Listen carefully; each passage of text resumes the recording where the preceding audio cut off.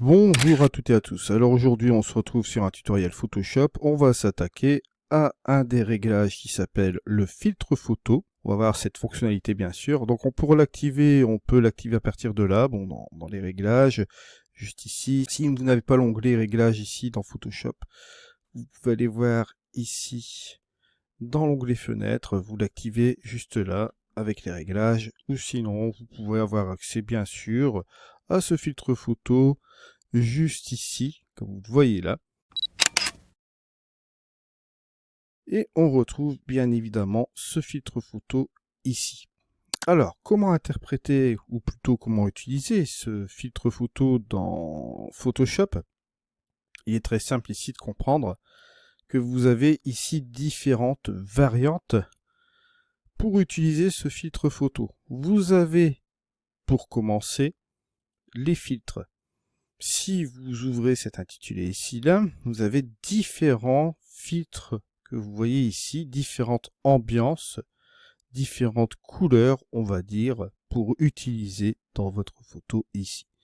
Vous le voyez, vous avez des ambiances qui vont être plutôt chaudes, des ambiances qui vont être plutôt froides. Après, vous avez plusieurs sélections ici de presets, du rouge, de l'orange, du jaune, etc. Bien sûr, lorsque vous allez utiliser cette densité, ce curseur de densité, vous allez tout simplement revenir ici en arrière. Hein, si on est sur 1%, bon là forcément on ne va pas utiliser ce filtre photo, on ne verra pas la couleur. Alors, pour réchauffer l'ambiance, vous allez voir ici, on va aller tout simplement sur 20%. Pas la peine d'y aller vraiment comme un sauvage ici, parce que vous allez voir que bon, ça s'applique directement ici sur l'écran. Vous avez là, ici, le avant et le après. On voit déjà un changement de colorimétrie ici dans notre photo.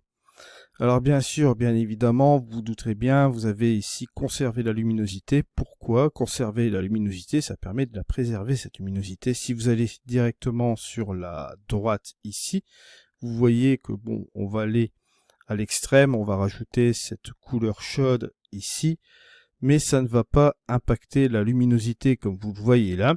D'accord, on va garder une luminosité uniforme dans notre photo. Par contre, si je décoche, regardez, hop, on va avoir tendance à assombrir. Hein. Vous voyez, je reviens ici, hop. Donc, on ne préserve pas cette luminosité si on décoche ça. Donc, veillez à laisser cette préservation de luminosité ou, si vous voulez l'enlever pour un autre usage, vous pouvez bien sûr l'enlever. Mais là, ici, on va le garder. Alors, vous avez donc la première possibilité. Hein, si je prends par exemple Cooling, vous allez avoir la couleur bleue qui va être sélectionnée ici par automatisme. Vous voyez là. Là, ici, toujours à 25%, ça marche relativement bien. On va refroidir ici l'ambiance de l'image comme ceci. Alors, bien sûr, vous avez la possibilité d'utiliser aussi autre chose. Vous pouvez cliquer sur la couleur. Et comme vous le voyez ici, cette couleur va nous permettre d'aller juste ici.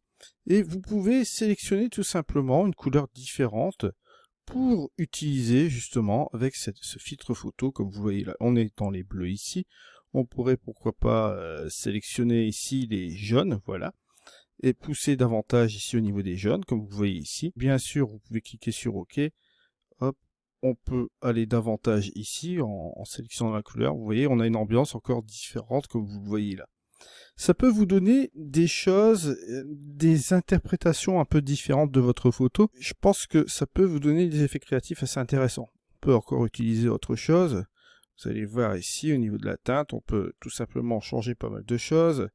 Ici, au niveau de la luminance, ici, on peut sélectionner aussi pas mal de choses. Vous pouvez même voir avec des couleurs ici plus ou moins saturées. Vous pouvez utiliser les trois canaux. Vous voyez, juste comme ceci. Vous avez des possibilités assez énormes avec cette fonctionnalité-là, bien sûr. Alors, bien évidemment, il vous est possible aussi de faire des choses intéressantes. Je vais vous montrer encore quelque chose d'autre là. Bien sûr, avec Lumendia, si vous voulez appliquer par exemple un filtre photo ici avec cette couleur-là, on peut pourquoi pas utiliser cette couleur ici. Voilà, juste comme ceci. Et on peut se dire tout simplement qu'on veut l'appliquer dans une certaine zone. Bah, vous prenez Lumendia ici. Pourquoi pas prendre un masque ici dans les hautes lumières.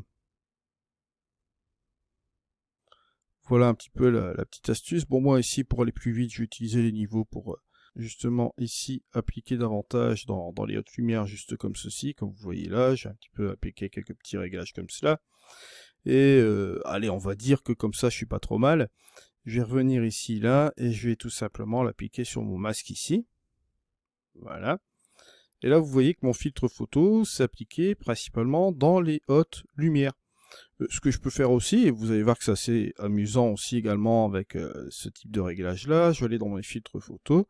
Là cette fois-ci je vais employer, je ne vais pas chercher à comprendre, je vais laisser le tel quel, le warming filters, comme vous voyez ici, on va pas chercher à comprendre.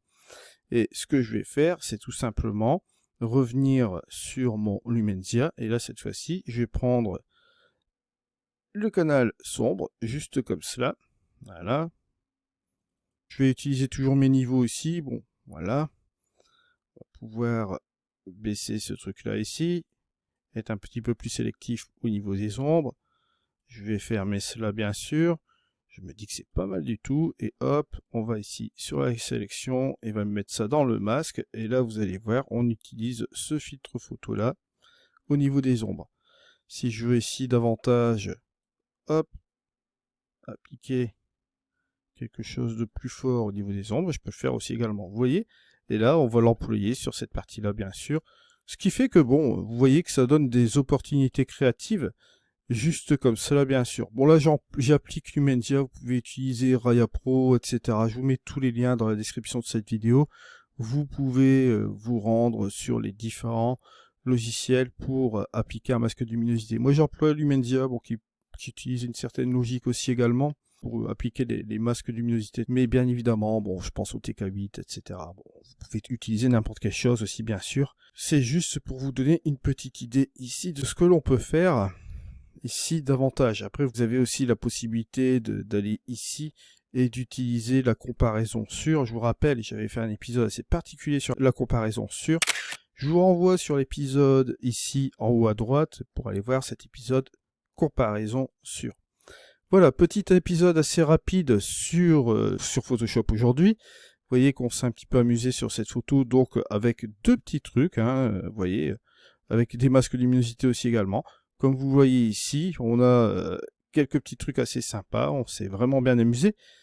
Bon, bien sûr, ce filtre photo vous permet aussi de faire pas mal de choses, du color grading sur le portrait, etc. Vous avez vraiment pas mal de petites choses à voir aussi également. On se retrouvera bien sûr sur une prochaine vidéo. Je vous remercie de m'avoir suivi. On se retrouve dans une prochaine vidéo. C'était Eddy. Allez, au revoir.